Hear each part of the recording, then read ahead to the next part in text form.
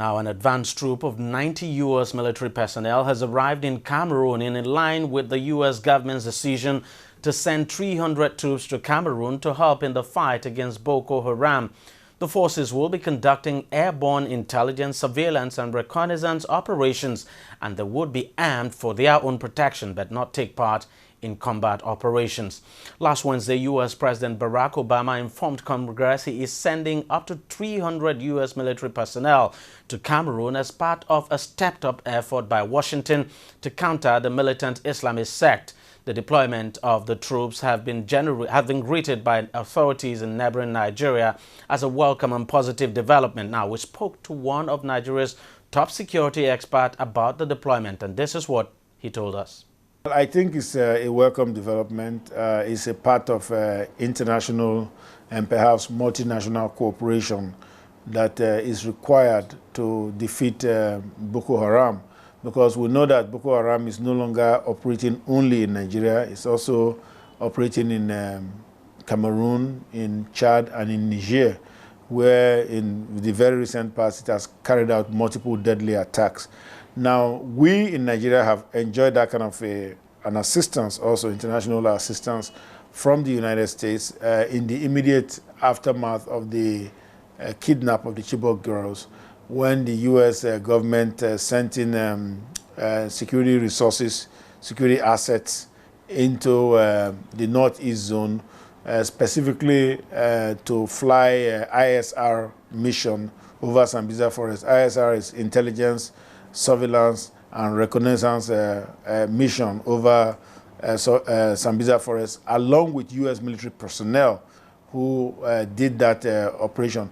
Now, in the case of Nigeria, the U.S. military did not put boots on the ground. That means they didn't actually go into the forest in search of Boko Haram. And I don't believe that they're going to do the same in Cameroon either. They do not want that engagement, the boots on the ground engagement, but certainly they will provide a lot of technical help. For example, in the Cameroonian thing, I understand there are drones. Of course, they are going to be flying ISR there also, because the essence of the ISR is to identify, to use what we call overhead platforms, to use technical intelligence, to collect technical intelligence on Boko Haram and be able to direct Cameroonian forces on where they are operating within their territory so that they can engage and perhaps dislodge them. Now, we also saw the opinion of Ekhomu on the 3-month deadline President Muhammadu Buhari is giving to Nigeria's military chiefs to end the Boko Haram insurgency. The military chiefs have insisted that they would meet that deadline, which expires December this year, but Dr. Ekhomu thinks otherwise.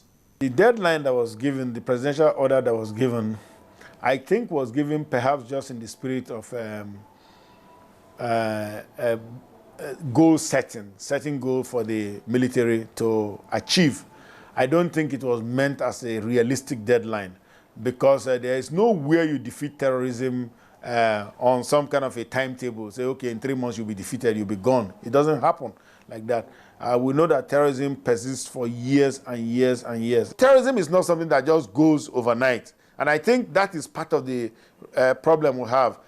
Both our leadership and perhaps even also our military, they don't understand the asymmetric nature of the conflict we have at hand. They don't understand that this is a multifaceted, multi-frontal war, improvised war. When you say terrorism must stop, you mean all those asymmetric attacks, all those SB attacks, suicide bomber attacks, they will also be checked. Now, but how do you do that? That requires a different type of security architecture, not the one. I think what the president meant was that the holding of territory by Boko Haram should be over by perhaps December 31st.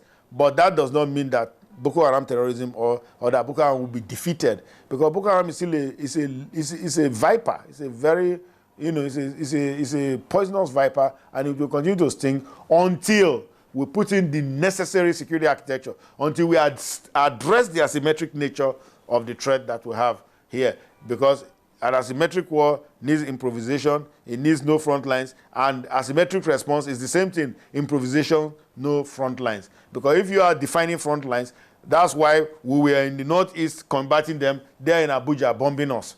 And they are attacking Okene in Kogi State. You know, so that is the kind of asymmetric, and they are infiltrating Lagos. So that is the kind of asymmetric, that is the nature of asymmetric warfare. Of asymmetric warfare, there is no front line.